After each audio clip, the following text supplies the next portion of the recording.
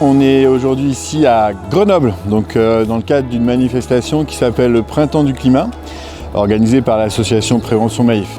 C'est la 4e fois cette année qu'on organise ce genre de manifestation. On a également fait ça à Bordeaux, dans la vallée de la Roya et à Mulhouse. Notre association Prévention Maïf est vraiment reconnue sur le domaine de l'adaptation au changement climatique et on a voulu faire cet événement pour pouvoir mener des actions autour de l'atténuation du changement climatique. Donc on est vraiment là pour donner en fait des bonnes idées et des idées d'action aux citoyens autour de l'atténuation.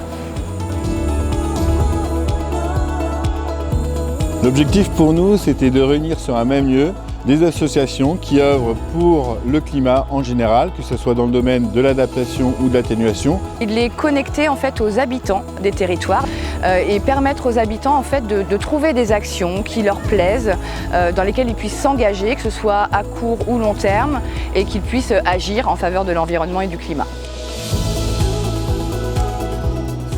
Aujourd'hui, on est là pour porter un message positif de on peut tous agir. On peut tous s'adapter aussi au changement climatique. Et donc aujourd'hui, dans cette journée, sont rassemblés effectivement l'association Prévention Maïf, bien entendu, avec une vingtaine de bénévoles qui viennent des antennes de Nice et du Canet pour pouvoir proposer des animations autour du climat, mais aussi, et bien sûr, tout l'écosystème local et tout un consortium de partenaires associatifs, collectivités qui proposent des animations, des activités autour du climat.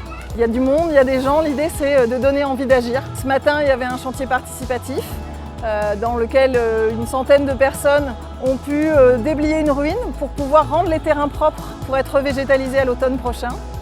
On a invité des écoles, des classes à venir donc sur le site de la fonderie à Mulhouse pour faire des ateliers, des activités de sensibilisation sur le climat.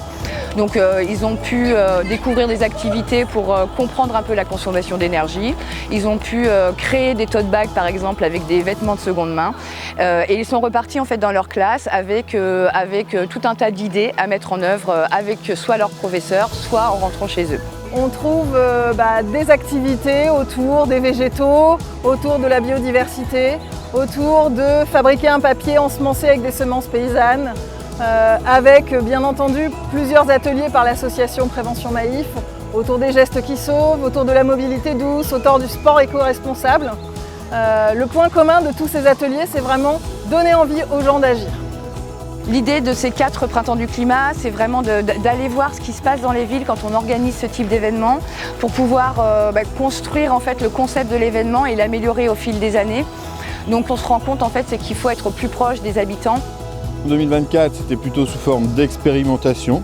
Ça nous a permis de créer plein de tissus, de créer plein de relations, que ce soit avec les collectivités, avec les associations, d'autres structures.